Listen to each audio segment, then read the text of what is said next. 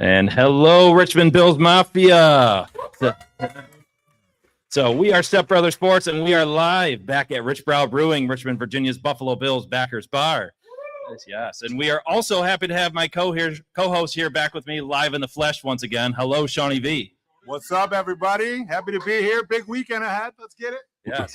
As always, you can listen to us anywhere where you find your podcast. Tune in live to us on Twitter, Facebook, YouTube. Don't forget to like, subscribe, rate, review, all those other great engagement functions. But also, we would really appreciate it if you guys would give a big shout out here to the folks here at Richbrau. Give a big round of applause to them. Yeah. For having us once again for our third live show. So thanks to those folks in the surrounding area from Richmond always supporting us. Come cheer on the Bills here at Richbrau Brewing for some watch parties when you can. Get some drinks, enjoy the food, get some of the good vibes, and a lot of the other fantastic events they do throughout, like regularly. Check out their social calendar. They have awesome stuff going on all the time. So we've got a huge matchup this week going on for the Buffalo Bills. They are heading to Duval to take on Trevor Lawrence and his giant nose. Yeah. So it will be a battle up and down the lineup as the Jaguars are one of the hottest teams in the league, coming off a 9-win win streak to close out their regular season. But what better way to match that up this weekend for us with a returning guest to our show. So he is a former Buffalo Bill who has played alongside many Buffalo Bills legends in the trenches all along the offensive line. He's got several playoff games on his resume, knows what it takes for a team to make a deep playoff run. He's also part of the fantastic Bill Squad podcast with Joe Marino of the Locked On Bills group, along with Jeremy White and Joe Marino. Like we said before, the king himself, but not to mention he has his own podcast network on the Overreaction Network alongside fellow host Joe Miller and his teammate, Buffalo Bills teammate John Fina. So please welcome to the show, Tulsa, Oklahoma's finest and the Big O himself, Jerry Ostroski. Yeah. What's up, everybody? Appreciate you, man. Thanks for having me on. Yeah. Jerry, hope all is well since we last had you on. How are things out in the Sooner State for you? Any good trouble up this past holiday season? Nah, man, everything's been pretty chill. I mean, obviously just busy doing all the different podcasting stuff I do, and then also picked up a daily radio gig. I do 2 hours of sports radio a day, 10 to 12 on the local 97.1 FM Sports Animal here in Tulsa. So things have been going well. Just, football season unbelievably is coming to an end really soon. Hopefully for us, it lasts 4 more weeks. But, yeah, man, it's just been – the season's going really fast. Yeah, you're absolutely right with that. I feel like we were just talking about the week 1 win over the Ravens, felt like yesterday, but here we are, already January, here for first week of the playoffs, wild card matchup against the Jaguars. So Shawnee V, kick it off for us. Yeah. So Jerry, there's a lot of talking head shows, social media accounts, and hot take artists out there that are saying Josh Allen really has no excuses this time around. All the big 3 quarterbacks besides him are out of the tournament, didn't even make it in. So there's really no reason to not win the Super Bowl because there's no Mahomes, Lamar, Burrow to worry about. We are of the mindset that this very well could be a game that the Bills, honestly, they're playing a tough team. They could lose this game. And the other aforementioned QBs should be criticized for not even making it at all, like I said. So what are your thoughts on this, the really overdone at this point narrative? Or do you think there's some added pressure on Josh and the team to go all the way this year? Are there any jobs on the line? There's been some talk that if the Bills go one and done, it might be the exit for multiple people in the coaching staff or front office. So what are you thinking? Well, let's start with question number 1 as far as Josh Allen goes. People come up with narratives because that's what pays the bills, right? And if you're outside this organization, you haven't followed this organization, I don't think you understand and realize just what sort of coaching job McDermott has done and what kind of performance this Bills team has put together with the roster situation that it's in. This is a very deficient roster. It wasn't completely full to begin with when the season started. Then you add all the injuries and you have all these guys you brought in with plans to utilize them. I think we saw one game, definitely that Kansas City game, for most of it, where we saw kind of the inception of Michael Hoyt and a lot of guys that were, we expected to be on the field, and they're not on the field, coming into the wild card weekend. So as far as that goes, and to get this team where they are with the record they have, exceptional job, not only from Sean McDermott, but also Josh Allen and the likes. I mean, this is a situation, and I always say this, and I don't think people you hear this from time to time. I know Mina Kimes preaches this all the time. Wins and losses are not a quarterback stat. Okay. Wins and losses are a team stat. Football, even though college football is in complete upheaval and it's an absolute zoo, college football is still the greatest team sport in the world, and it always will be. Not many sports have this many pieces working intricately within one play to have success. And so to put all this on Josh Allen because Joe Burrow's not in there, because Mahomes isn't in there, it's silly, it's naive, and honestly, it kind of leans towards negligence as far as doing your homework and putting out content and putting out information that's pertinent to situations. No, this doesn't define his legacy. I've seen that headline quite a bit. It doesn't define his career. I mean, Josh Allen is going out every week and performing in, let's be honest, in an offense that he's probably really not wanting to perform in. I mean, Josh Allen wants to throw for 4,000 yards. He wants to rip it downfield. He doesn't want to throw, controlled passes to 5-6 yards every other play. I mean, he doesn't want to stay behind an offensive line that the number one thing they do is run the football. Well, running the football is great, but you understand what I'm getting at. So, no, I don't see this as defining his career. While I think this is an incredibly tough matchup, I also think it's a matchup that the Bills have a really good chance of winning. And obviously, Shawnee V, I know you mess with the numbers every now and then. They're rolling into Jacksonville as 1.5-point favorites. Now, I know the money line's kind of even, but still, most of the time, teams that are at home get a 3-point advantage in these types of games if it's a pick 'em because they're playing at home. And hell, you would think the Jacksonville Jaguars would get a 3-point advantage just because the kicker can make it from 70 in. But the Bills are a 1.5-point favorite. That is a big deal. And I think it just shows the not only respect out of Vegas and the matchmakers, but just respect across the board that this football team has, and not just the football team, but ultimately what Josh Allen has. So say all that stuff you want. It falls on deaf ears with me. I don't listen to it because, like I said, if you're fans like we are, you follow the team like we do, you understand the real. And the real is this is a Josh Allen-led football team that's got a lot of holes in it, but they still are at this level that they are right now. Awesome. Could not agree more. I think that one take that I saw from, I think, Stephen A's show, First Take, where he had the most pressure. He had the countdown of quarterbacks, and Allen was at number one. I'm just you already said and alluded to it earlier, this is easily his most depleted roster of talent that he's ever had. And I think the fact that everybody's just continuing to pressure him just makes it more of just a ridiculous take on there for everybody just wanting to be oh, he needs to win now or he'll never win. I'm well, he probably has a very good chance to win next year because he is who he is. Okay. But with that kind of talking about a one matchup specific item. So Dalton Kincaid, obviously been injured frequently throughout the year. Jaguars themselves, they've had some issues and challenges stopping opposing tight ends this season. The Jags have allowed over 1,000 receiving yards to tight ends throughout the entire regular season, ranked them very much in the lower half of the league as far as generosity to the position goes.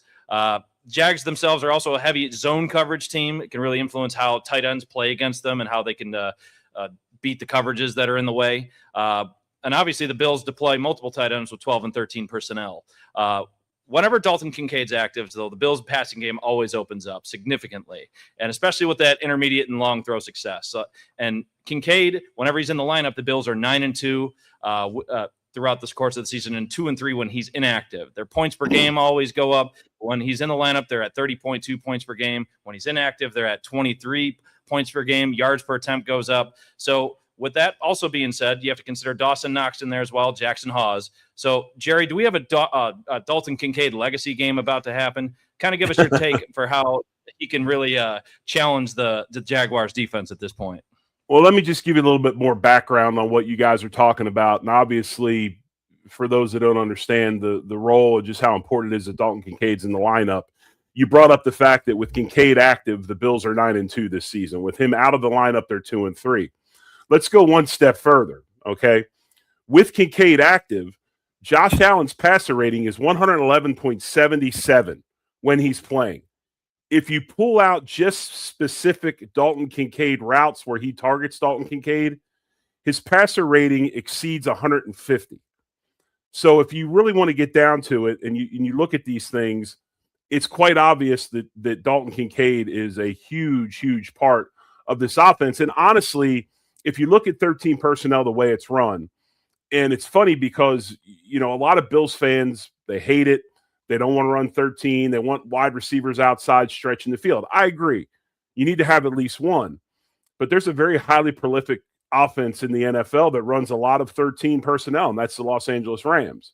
The difference is when those teams stack the box to take away the run and do those things, they've got Puka Nacua outside that can go ahead and win one-on-one routes as a receiver and hurt teams when they play a lot of man coverage.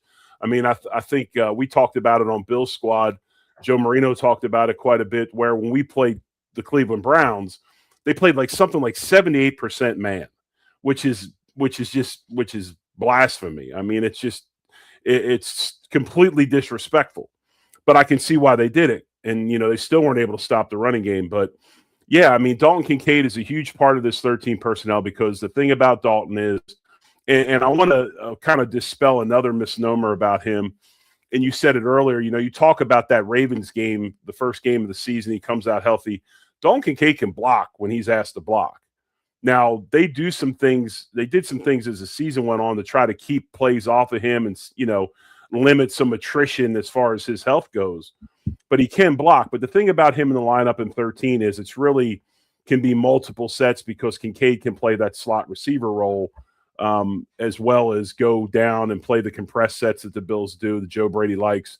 And also if he had to play end line tight end. So they're just multi-set, they're multifaceted with him in the lineup. Plus, tremendous. He does a tremendous job with mismatches and things like that. So it's one of those things where it's obvious that it's important for him to be in that lineup this Sunday, because when he's in it, Josh Allen is really good.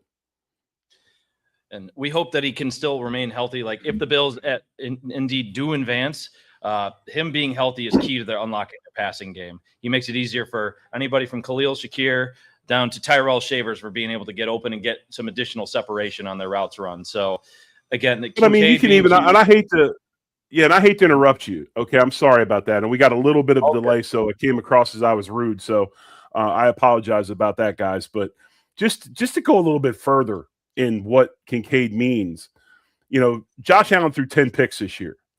All 10 interceptions were thrown when Dalton Kincaid was not on the field. When Dalton Kincaid was on the field and playing, or I should say when he was in games, the Bills' offense averaged 30.5 points per game versus 23 points per game without him in it. So, I mean, the list, we just keep rattling off Kincaid superlatives if we need to, but it's pretty obvious that he's important. Absolutely. Jerry, I do want to ask a question specific to your experience, battling in the trenches. And I know Chris wants to get into the Jags a little bit on the offensive side of the ball. This game, it's been talked about a lot. You have really two strengths going against each other. The number one rush defense against the Bills, number one rushing attack.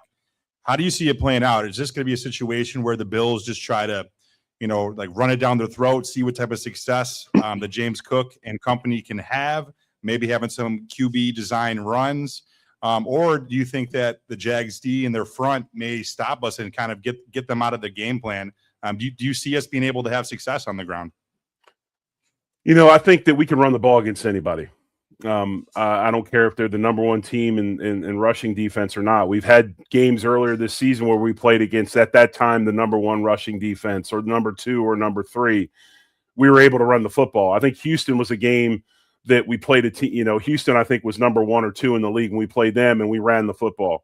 So I'm not worried about that by no means. We will get our runs. And, the way that James Cook and that offensive line meshes, and I talked about this the other day on Bill's Squad. I don't think people understand just how intelligent James Cook is and how much he understands the schematics and how blocks come together and how running plays come together. And that intelligence level that he has allows him to get into areas that maybe other backs, like a Saquon Barkley, who basically is just a really good athlete that plays running back. It allows him to get in spots that maybe other backs don't. So I think it's imperative for the Bills to do what they've done all season, which is they've got to have success on first and second down. They got to win the early downs. They got to get in a situation where they can run play action. They got to get in a situation where they're not relying on downfield shots, but set things up through the running game, through play action, through your short passing game, maybe your tunnel screens, your backs out of the backfield, that a guy like Brandon Cooks can get out and get verticality and make big plays downfield. I think we saw that since Cooks came on the team when he was put on waivers from New Orleans.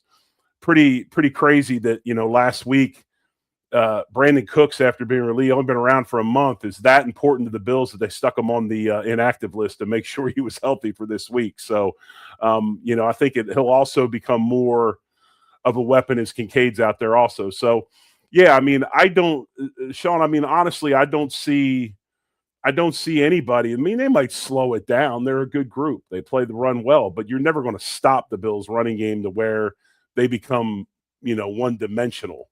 And I think it's one thing that this 13 personnel package that the Bills run and what Joe Brady believes in, why it's so important, because it makes sure the Bills have a chance to win those early downs and then getting that third and short stuff where they have many, many more options and just, drop back and Josh Allen try to make a play. So that will be a big part of this game. I think it's a big matchup, but I'm very confident in that front five. That's a good group, one of the best groups in the league. And week in and week out, they run the football. Excellent. So I think James Cook just being able to even just get past even an 80-yard threshold, I think would go to show that the Bills' offensive linemen have had a good day, just because in the past, the Jags have been able to bottle up the run. I don't think anybody's even got past 75 yards for the most part as a back all season. That's even including Jonathan Taylor twice. So, I mean, for the Bills to be able to make that big of a dent, I think getting James Cook active is key, and being able to have that balanced attack, whether it's in the run game and in the passing game as well. But now kind of getting into the Jaguars offense again, we got a few people with some very strong opinions of Trevor Lawrence in this crowd, just because we got some we're in ACC country. Obviously, he was a Clemson guy. So, yeah. So we got somebody who says incredible hair. So might as well be Fabio with that. But overall, the Jaguars offense, they rank 6th in the NFL as far as points per game goes, averaging 27.9 points per game. Trevor Lawrence been quite efficient this year, especially middle of the field. He's almost 0.43 expected points added per attempt since week 10. His explosive plays, they're ranking 6th in the NFL since week 12. The rushing game with Travis Etienne hasn't exactly been a strength of theirs. Their EPA per carry kind of dropped pretty low, especially down the stretch, even down to like the bottom rung of like the 29th best in the league. Etienne's yards per carry fell from 4.9 to 3.6, like, again, down the stretch. Jacoby Myers, though, as Sean McDermott has really liked to point out all throughout the course of the week, how much he's really enjoyed the fact that he's been a great player. He's really enhanced the Jaguars' efficiency in their passing game. Obviously, Brian Thomas Jr., De'Ami Brown, and Brenton Strange are some big targets as well. But a big flaw, the Jaguars receivers have the most drops in the NFL with 39 drops. But with all that being said, Jerry, what do you believe the keys to success will be for the Bills on defense? Are there any one-on-one matchups that really stand out to you? Yeah, I think that the biggest thing for the Bills as far as how they handle this Jacksonville team is they've got to find a way to get after Trevor Lawrence. They've got to find a way to get that pass rush going. And, when you look at this pass rush of the Bills, at one time, this was a top 5 pass rush in many categories. It was something definitely top 10 in a lot of pass rushing categories. And I have it written down. I'm trying to find it for you guys. I can give you exactly what it is.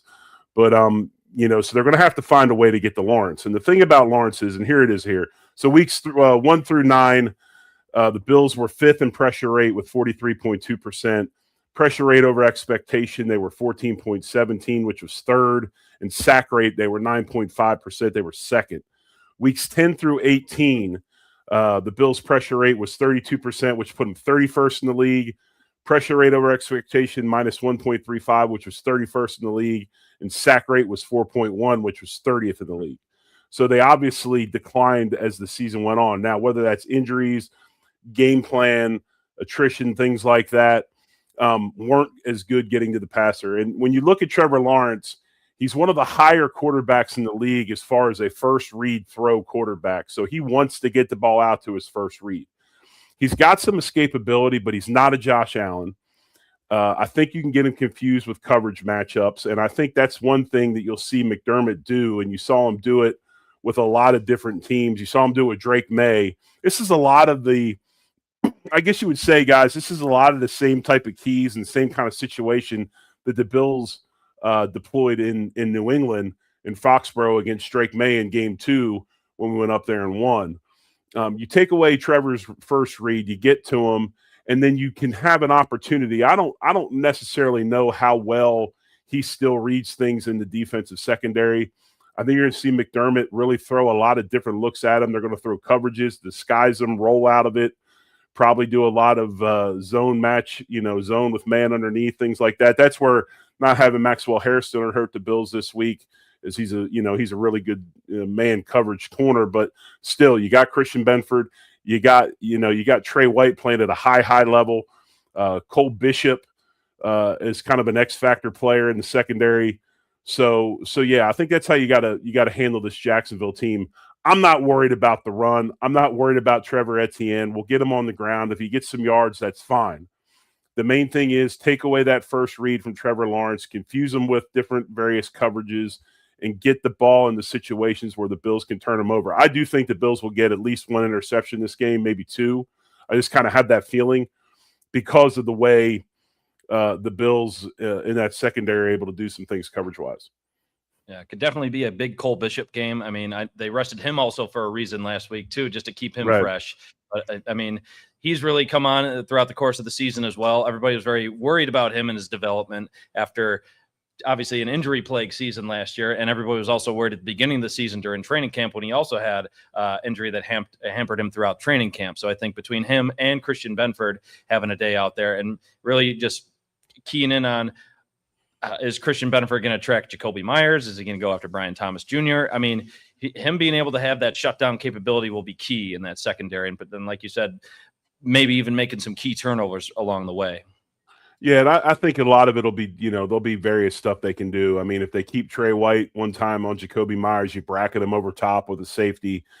Maybe you carry Benford the whole game with Jacoby Myers. I'm not real worried about Brian Thomas Jr. I mean, he can make plays, but he was a guy that was on the trading blocks if the Jaguars got what they wanted from another team at the trade deadline. So the other thing is this, they've got a big tight end in Brenton Strange. Bills are one of the best teams in the NFL at taking the tight end away. So, they're going to use Taron Johnson and some others. A big thing, a lot of emphasis has been placed upon against Shaq Thompson. And Shaq Thompson's kind of, since they've inserted him in that starting defense and how all of a sudden things have gotten more solidified in the middle.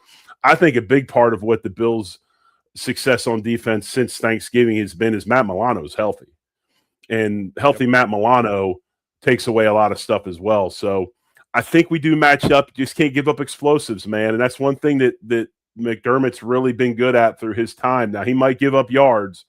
He usually doesn't give up explosives, and I think you'll see the Bills really try to put that into motion this weekend.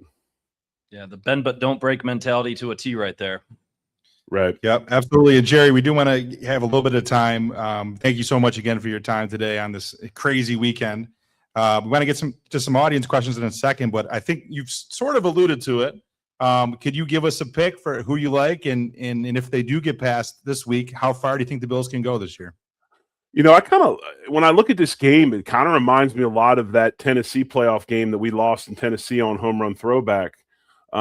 This is kind of the same thing. A lot of people were talking at that game that whoever won it was going to be the Super Bowl representative of the AFC.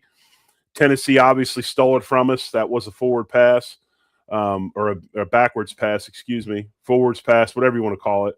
But when you look at it, I think that whoever their head yes for you here, by the way. it was illegal. I'll just put it that way. Whenever you look at this game, though, I think you can say whoever wins this game has a really good shot. I'm not sold on the Broncos. I'm definitely not sold on New England.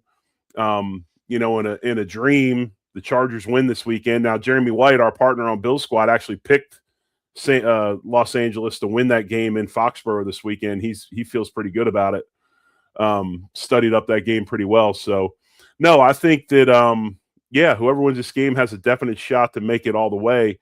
When I look at this thing, the one thing that scares the hell out of me, and you know, borderline having dreams about it, but with the new NFL kickoff rule, most of these guys most drives are starting at like the 35-yard line, right? And it's not unheard of that you start, you know, to the 40, maybe 45. They've got a kicker that can kick from 70 yards in Cam Little. You get that, you know, you get in a situation where you're up 2, they don't need much time. They get the ball on a kickoff out to the 35 or whatever. What's Cam Little need? 6 yards, and he can kick a field goal. I mean, so that's one thing that I think that the Jaguars do have the advantage this week is their kicking game is really strong, their punter and their kicker. And obviously we're on our third punter, although Wisniewski's been doing a real good job. And then, of course, we got Prather with the leg injury. He seems to think he's fine. Thinks a lot of last week was due to the cold weather, and they kind of put him down because he felt tightness and they didn't want him to re-aggravate it. I like the Bills winning 27-24. I do. I would not be shocked if they scored over 30. That would be because Jacksonville turned it over. Bills got more possessions, and I think people that really dig into the advanced analytic world understand now that, you know, field position and time of possession aren't what's important anymore in football. It's possessions, how many times your offense has the ball. So if the Bills can maybe convert some fourth downs, get a couple turnovers, they got a chance to score over 30. But I think it's going to be probably a little tighter than that. I probably look at Buffalo 27, Jacksonville 24. Awesome. So, hey, you got a lot of people liking that prediction here, because obviously we'd love to be able to have continued analysis on them and see who they could play in the divisional round here. But Jerry, I was able to talk to you about this a little bit today. You're okay for a few audience questions? Yeah, no problem, man. You guys go ahead. We're doing good. All right. So, who wants to be our first question up here? Just to talk to former NFLer Jerry Ostroski. So, got a Vikings fan coming in, by the way. Okay. So sorry. Well, hey, as a Vikings fan again, I'm sure you all know that the Vikings and the Bills are the only two franchises to ever been to 4 Super Bowls and lost all 4. But hopefully this is the year that we are the only member of that club, since now that my team is no longer in that playoffs, you guys are definitely my favorite team remaining. So if I can hop on this big old bandwagon of yours, I'm happy to. Yeah. So, yeah, Jerry, always great listening to a former player talk and share, especially with someone like Chris, who I know and work with. I also was a guest on this pod not too long ago, although the difference between our NFL experience is probably about 11 years since I think you played 11. That said, you know, I did a quick bit of homework, and I saw that your first year with Buffalo was, I believe, Thurman Thomas's last year as a Pro Bowler with the Bills. So I'm just curious, you know, what's it like coming and seeing someone like Thurman Thomas, getting to block for him and hang out with him in the locker room? I guess, two-part question: what made him special, unlike other running backs that you worked with? And also maybe who in today's game reminds you the most of Thurman Thomas? Well, I don't know if there's anybody that reminds me of Thurman. Thurman was one of a kind for sure. And the thing about Thurman that made him so great was not only just his natural God-given ability, was the fact that he was an ultra competitor. I mean, he was a alpha when it came to competing on the field. I mean, nobody competed as hard as he did. You know, he was a guy that demanded a lot of everybody around him. He demanded a lot of himself. You know, he finished plays. He was a tough guy. I think the biggest thing about Thurman is if you watched him play, the most impressive thing that he does or did when he played was his ability to pass protect. You know, blitzing linebackers wanted no part of him. I mean, he was going to mess them up, and that's just part of the toughness and part of the competitive edge that he always had. So, yeah, I mean, I was blessed to play with not only him, but I mean, Bruce Smith, Andre Reed, coached by Marv Levy, an owner. I mean, all these guys are in the Hall of Fame. I mean, this is an amazing group that you got to be around. Jim Kelly, you know, Yeah, it was definitely a blessing. But I think that's the biggest thing with Thurman is what made him so great was, besides his ability, just his just edge he had. He was just an uber competitive dude and just would not take defeat as an answer. And he was always playing hard no matter what point in the game it was, whether it was winning, losing, whatever. If he's on the field, he's going to give you 100%. Much appreciated. Yeah. Thank you, Jerry. Go Bills. Yes. All right. Yeah. All right. What's come up next? We have a hodgepodge of friends down here, Jerry. Well, I tended to have the Bills Mafia love just travel in between everybody here. So it's infectious. So naturally they all end up just rooting for the Bills anyway here, despite us having a lot of out of town teams here in Richmond. Well, I imagine there's a lot of Commanders fans. Excuse me. I almost said Redskins. Speaking of Commanders, hold that thought. Shame. I'm so sorry, Jerry. Hit the on switch on the bottom. There we go. All right. Speaking of Commanders fans, he wanted to go ahead and unplug our speaker on the last second. Shame.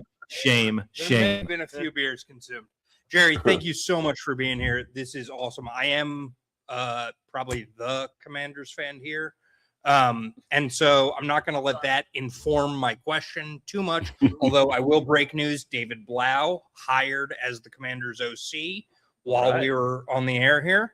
But I have kind of two questions. One about the playoff picture outside of Buffalo. Okay. Is there a team that you are particularly intrigued or excited by other than Buffalo in terms of seeing what sort of noise they can make during this playoff run? Yeah, I think again it goes to the Rams. I really like the Los Angeles Rams. I like Sean McVay. I like what they do offensively. I think their defense is way underrated. Verse and the likes. They get after people up front. Really, really fast football team, aggressive, young. So I would say probably the Rams and other than the Bills. I mean, of course we all have our love of the Bills, but if you had to make me say, okay, who was that one team you thought had a really solid chance, it would be the LA Rams. Now I like Seattle too. Let me rephrase. I like Seattle as well, but I think Seattle's defense is better even than the Rams, and the Rams has got a good defense, but the whole Sam Darnold thing probably makes me a little bit more nervous than some people want to admit.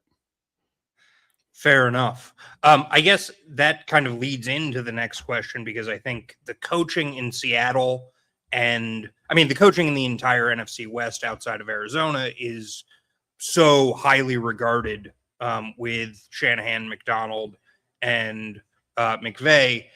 Looking at with Josh McDaniel in Miami, let go. Mike McDaniel. Josh McDaniel, of course, is a lot of McDaniels New England, out there. right? He's McDaniels versus McDaniel. Right.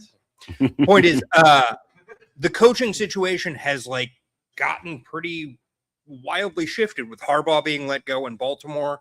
I think there's speculation right now about some of the wild card teams potentially, like Tomlin is rumored to be on the hot seat if they do not win on Monday night versus Houston.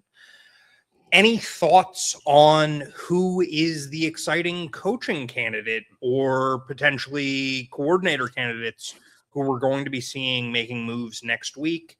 I don't think Buffalo is really in play for any of that, but if there's somebody out there that you're particularly high on, I'd love to hear about it.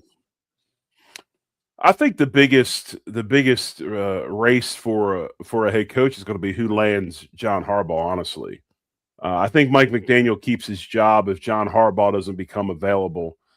Stephen Ross, the owner of the Miami Dolphins, is a huge Michigan man. He's the number one athletic donor at the university. I think he's given something like $400 and some million to the Michigan athletic program. So the opportunity for him to get a guy like Harbaugh, I think that's why he made the move. Whether Harbaugh goes to Miami or not, I don't know. I think if you look at some other wild card teams, I think the biggest team that, and I don't think Sean McDermott's going anywhere. And I think Sean McDermott is just like Mike Tomlin. They'll choose when they don't want to coach. I really believe that. I think that Pagula really, really likes and respects Sean McDermott. And honestly, if you're looking at the Buffalo Bills, maybe kind of like the Sabres, you might want to look at the front office before you look at the bench. But when I look at teams in the wild card that could potentially blow up, I think the number one team right now that I would put on that watch list would be the Green Bay Packers and LaFleur. I don't think that if they go into Chicago this week and lose, that's another first-round playoff loss by a team that's kind of been patient, waiting on this guy to get things going. The thing about LaFleur is he tends to coach scared, doesn't make those tough decisions when he needs to, hasn't really evolved in that spot. Sean McDermott got a lot of grief for that early in his career, but it's definitely changed the viewpoints on that by fans and pundits across the nation. So I would say if you want to look at somebody, watch that Bears game. If the Bears beat the Packers again, that might be where the next move is made. You got a Bears fan doing a pretty solid fist pump there. So Thank you so much, Jerry. Appreciate it. Hey, you're welcome. Thank you. Go Birds. Everybody else. Yeah, there we go. But you also had a couple people just chuckling there because we have some hockey fans in here too with that Sabres comment you made. So we're in Capitals country. You got to listen. Yeah, so. You got to listen carefully because I'll throw some things out, but I don't usually. I kind of put them under things. Oh yeah, that's for sure. So next one we have is from from my beautiful wife Emily. So everybody say hello. Right. Hello, Emily. Hi, my name is Emily. I'm Mrs. Stepbrother Sports. My question to you is, there have been a lot of games this season where it sort of seemed like the defense was asleep at the wheel for the first half, and then they came live the second half, and that was enough to bring us to the end of the game. But do you think that Jacksonville is a team that we can do that with? That if the defense decides that they're going to hang back for the first half and wake up the second half, are we going to be able to dig ourselves out of a hole to pull off a victory? That's a great question. That's a wonderful question. And, I said this the other day, there's no way in holy hell the Bills can spot them 17, 21 points and think they're going to come out in the second half and just go ahead and do what they normally do and pull one out and, and win the game. I will say this about the defense. McDermott has done, and Babich, you got to put both of them together. They've done a wonderful job of taking a roster. It's just like the last game against the Jets when we're going ahead and closing out Highmark. When you looked at the names across the defensive front and on that defense, you'd almost think that they sat all the starters and the backups were playing, when really in reality, those are the starters on this defense, right? So obviously, as far as injury goes, that side of the ball got really, really hit hard. But if you look at this Bills defense since Thanksgiving, they've done a complete 180 as far as that goes. They've gone up to, I think, third in overall defense. Now, honestly, they dug such a hole in as far as rush defense, they just can't seem to get out of being towards the bottom. But passing defense, I think, is number one in the league. So they've done a really good job of solidifying that side of the ball and being more consistent. So I don't think we'll see that early season kind of trend of be asleep at the wheel, then show up in the second half. I think this is a group that's played well across the board for 4 quarters for the last month, and you'll continue to see that this weekend. Excellent. Yeah, I mean, the New England comeback was definitely one to remember also. So I got a couple comments we'll see coming in here. We have another friend in the friend group who's a big Patriots fan too. So unfortunately the Bills couldn't close it out this year and win the AFC East once more. But it was just like, hold on, wait and see, because New England was ready to get their hat and T-shirt game earlier then. So, right. But one right here, Steve Noble says, Taron Johnson needs to have his best game of the year. Jag slot Parker Washington, no joke. Going to have to agree with that there. Another one right here, comedian Mo Brown. He thinks Keon plays. I mean, based on that DNP status all week for Joshua Palmer, I mean, he might have a chance to play. I feel like he might have to be sprung into action. What are your thoughts on both of those, Jerry? As far as Taron Johnson, yes, I do agree. I mean, he's a very vital part of that defense. Unfortunately for Taron, he's suffering through something that we all do eventually as players, and that's we get old. And Taron's got a lot of miles on him. And he kind of plays through some injuries week in and week out. But, yeah, he has to have a good game. And honestly, can Jordan Hancock come in and spell if he needs to, or Cam Lewis? Again, like I said, having a healthy Matt Milano back has really helped some of that stuff as well. But yeah, Parker Washington's a good one, along with Thomas and Myers. They've, and I think Myers is the one though that's significantly boosted that Jaguars passing attack. But as far as Keon goes, if Palmer's healthy, Keon's a healthy scratch. It's that simple.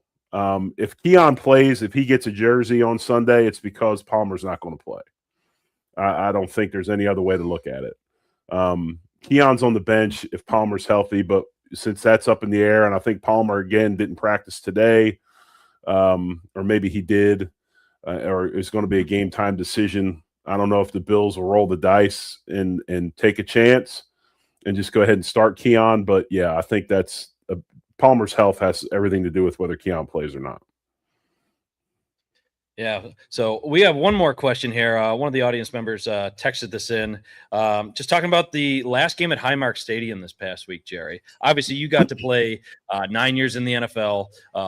Every year you got to spend in the current version of Highmark Stadium, the Ralph. You knew it as Rich Stadium and everything before then. I mean, just the way they were able to just wrap a bow on the season with that really just amazing way to finish. Granted, it was a lot of backups playing, but like the vibes were very strong throughout the entire game there.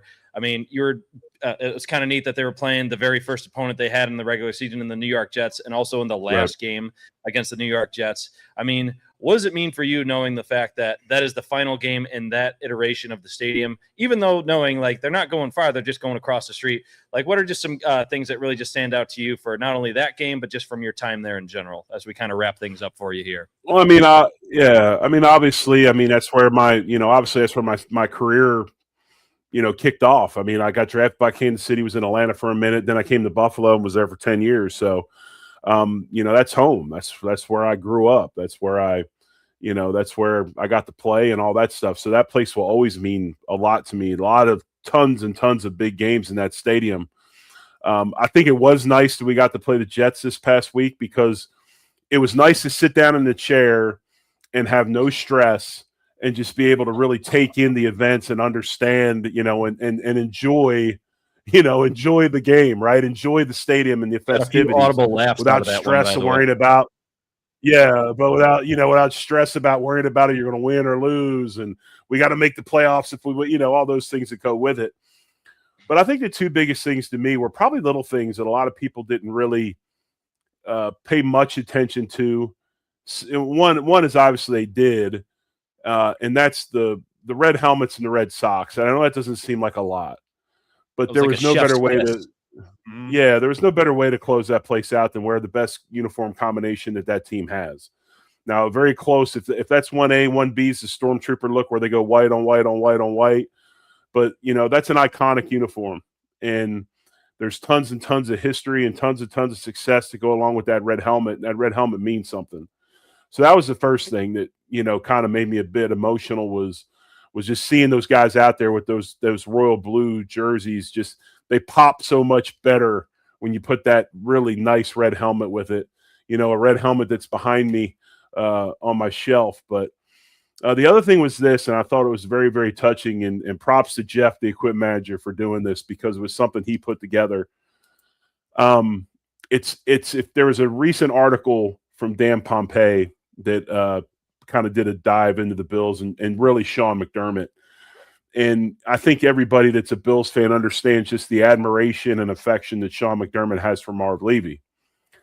And I've said it for quite some time now. They're very similar people. They coach very similarly. They act very similar. They're very well and meshed and in tune with one another, those two. And it's cool that they've got a very good relationship and they talk.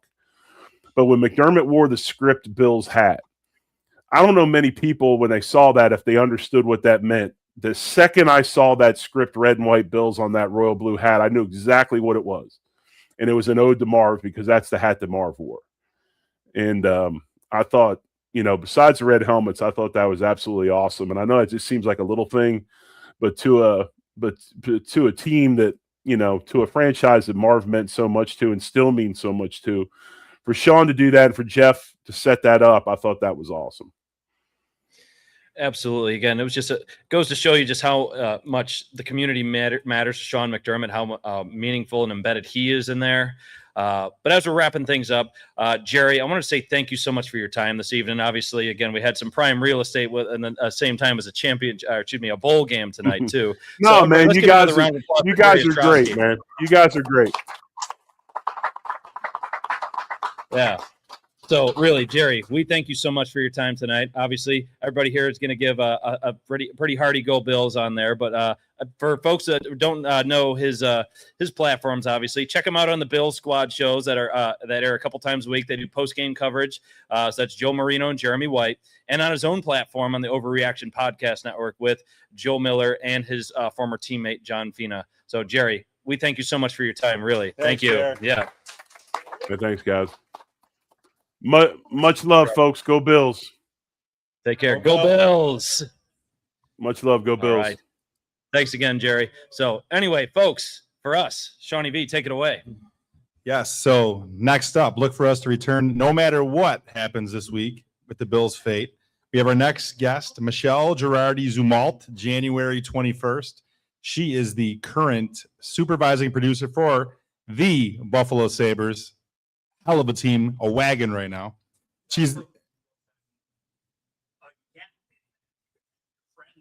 This is true. There is a gap. But so Michelle is the architect for many awesome things, both Bills and Sabres related content. Fans may be familiar with her outstanding The Four Falls of Buffalo, the 30 for 30, as well as the embedded series for both teams and so much more. So, and until next time, let's go Buffalo. Yes. And to our over 400 viewers online and all of our platforms, thank you guys for tuning in. Go Bills. Let's take home this dub, folks. And thank you one more time to Richbrau. All right.